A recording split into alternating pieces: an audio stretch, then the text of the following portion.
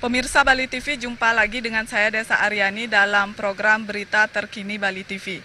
Pemirsa, saat ini saya tengah bersama Bapak Wayan Wasiste. Beliau merupakan Bendesa Adat Kuta dan kita akan membahas terkait perputaran ekonomi saat ini di wilayah Kuta di tengah wabah COVID-19.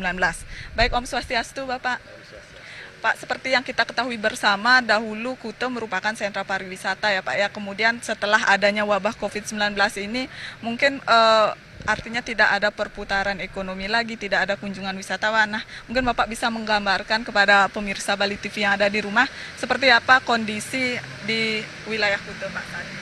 Ya, kondisi ekonomi khususnya warga masyarakat Desa Adat Kuta saat ini sangat-sangat terpuruk ya.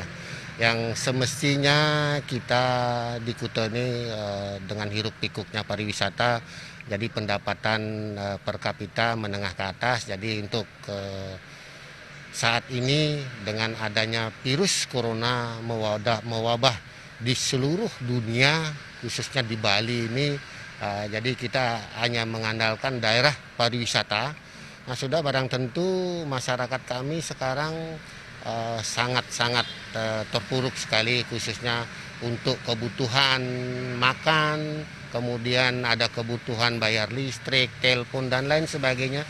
Ini sangat-sangat berdampak sekali. Nah, harapan kami kepada pemerintah bisa memperhatikan warga kami yang dulunya banyak berkecimpung di Pantai Kuta, kemudian berjualan di pasar seni. Nah, untuk sementara kasus ini pasar seni kita sudah tutup sesuai dengan himbauan pemerintah. Nah, jadi yang berjualan di pantai sebanyak 1.168 itu juga sudah kita tutup. Berarti Semua sudah tutup. Per 21 Maret. Jadi per 21 Maret itu sudah ditutup secara total. Jadi awal Maret itu kita sudah dirasakan dampaknya khususnya kepada pedagang di pantai karena kunjungan pariwisata sudah menurun. Kemudian adanya kasus ini, himbauan dari pemerintah untuk objek-objek wisata baik itu yang dikelola oleh desa adat, kemudian dari pemerintah itu sebaiknya ditutup. Nah, untuk bersama-sama kita menanggulangi virus corona ini. Kemudian seperti apa upaya masyarakat dalam memenuhi kebutuhan sehari-hari Pak? Apakah masih bisa terpenuhi atau bagaimana Pak? Nah, sementara ini sudah mulai kita pikirkan. Bahkan yang di Desa Adat Kuta sudah melakukan langkah-langkah yaitu pembagian sembako kepada seluruh kerama desa adat yang jumlahnya 2.268 KK. Ya, itu dananya dari mana Pak? Dananya dari desa adat. Kita dengan LPD juga ada bantuan, kita ada obat disinfektan. Jadi kita akan lakukan tanggal 19. Jadi secara serentak, kemudian simbolisnya tanggal 18 besok kita akan memanggil para klien karena menghindari berkumpulnya banyak orang. Jadi kita lakukan secara simbolis.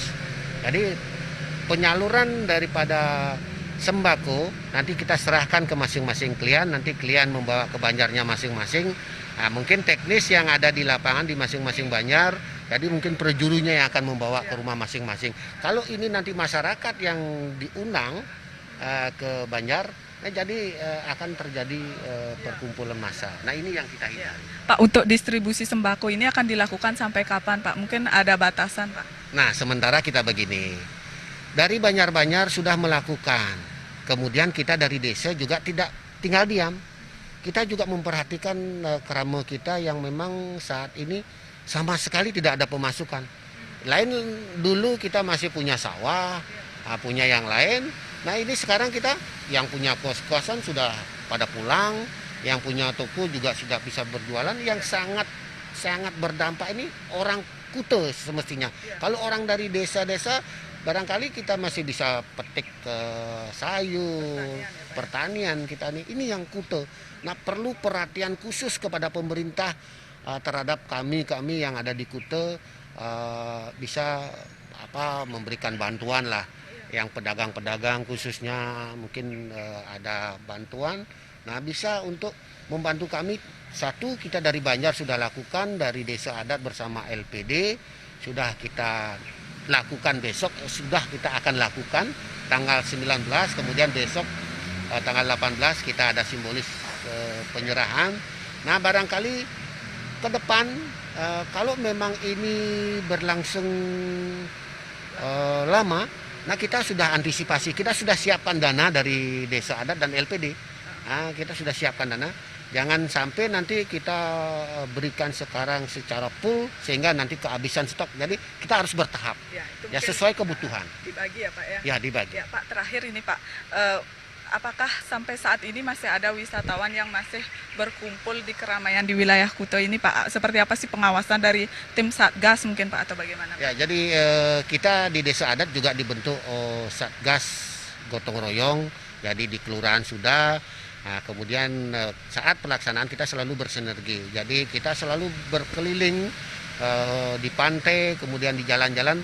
Sudah bila mana ditemukan orang-orang berkumpul, kita selalu ingatkan. Kemudian ada yang tidak mempergunakan masker, kita juga himbau.